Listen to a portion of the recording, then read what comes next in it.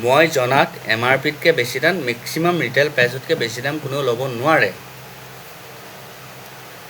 পাণ মছলা ছিগনেচাৰ হওক, শিখৰ হওক, ৰজনীগন্ধা লাগে। ৰজনীগন্ধাৰ দাম নাই বাৰু, ৰজনীগন্ধা ৰেপুটেড কোম্পানী ন। কিন্তু ছিগনেচাৰ আৰু গুটখা মই খাওঁ। দাদা কেইটকা? বোলে 20 টকা। নালাগে দিয়ক। সেই 20 টকাটো কাৰ পকেটত গৈছে?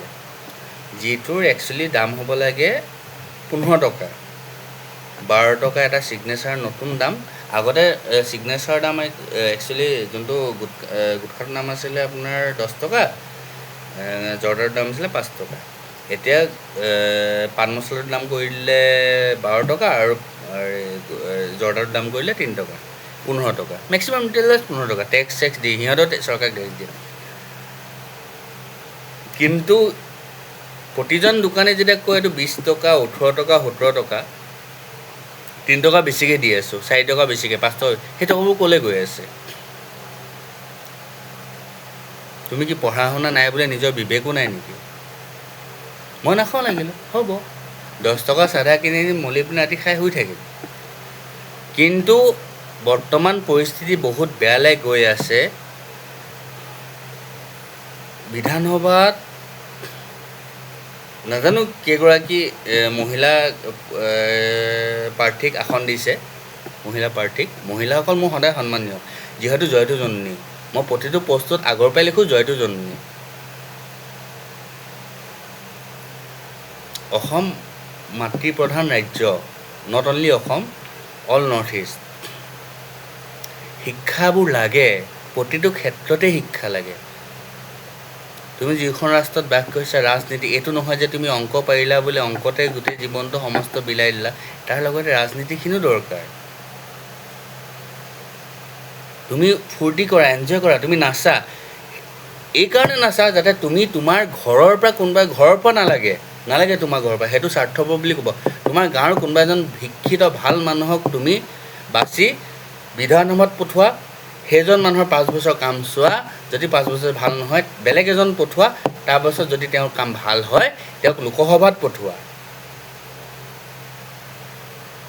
দলে তোমাক কাৰণে দলে সদায় স্বাৰ্থ কৰিব নিজৰ কথা। তুমি যেনেকৈ তোমাৰ ঘৰৰ কাৰণে চিন্তা কৰা, সেইদৰে দলে নিজৰ দলটোৰ কথাই চিন্তা কৰিব আৰু নিজৰ কথা চিন্তা কৰিব। তুমি যদি সঁচাকৈ দেশক ভাল পোৱা, অসমৰ প্ৰতিটো সমষ্টিৰ পৰা একোজন শিক্ষিত মানুহ বিচাৰ কৰা, সেই শিক্ষিত মানুহজনক লাগিলে হ'বই, লাগিলে 33% নহয় 80%, 100% মহিলা প্ৰাৰ্থী বিচাৰি উলিওৱা, যি তোমাৰ মনৰ কথা, তোমাৰ ঘৰখনৰ কথা ভাবিব। তাতকৈ ডাঙৰ তোমাৰ দেশখন আৰু নিজৰ ৰাজ্যখনৰ কথা ভাবিব, যাতে নিজক বিক্ৰী কৰি নহয়, নিজৰ ক্ষমতাৰ বলত লোকসভাত মাত মাতিব পাৰিব। মই ইমানখিনি ক'বলগীয়া আছিল, ক'লোঁ। আজি প্ৰথমবাৰ আহিছোঁ। ইউটিউব ফেচবুক চলোৱা মোৰ আজি প্ৰায় 12 বছৰ হ'ল। মই এইবোৰ ক্ষেত্ৰত মাত নামাতোঁ, কিন্তু দেখি থাকোঁ ন বস্তুবোৰ, নিজে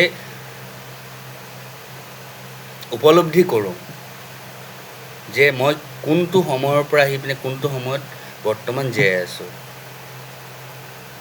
এটা সময়ত যেতিয়া চিলিণ্ডাৰৰ দাম 400 টকাৰ পৰা 600 টকা হৈছিল, তেতিয়া ৰাজপথত ওলাইছিল চিলিণ্ডাৰ লৈ কিছু দলৰ মানুহ। এতিয়া সেই চিলিণ্ডাৰৰ দাম 600 টকাৰ পৰা 2500 টকা, ব্লেকত নাজানো দাম বাঢ়িলে।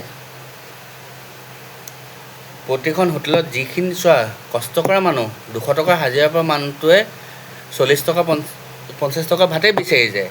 সিহঁতৰ কথা চিন্তা কৰে, কাৰণ সিহঁতেও স্বাধীন দেশৰ নাগৰিক। সিহঁত জন্ম লৈছে স্বাধীন দেশৰ, আধাৰ কাৰ্ড আছে, ভোটাৰ আছে, স্বাধীন দেশৰ নাগৰিক। সিহঁতে যেতিয়া 50 টকা ভাত খোৱা হোটেলখনত যদি 80 টকা দি ভাত খাবলগীয়া হয়, 30 টকা তাৰ লছ হ'লনে নাই?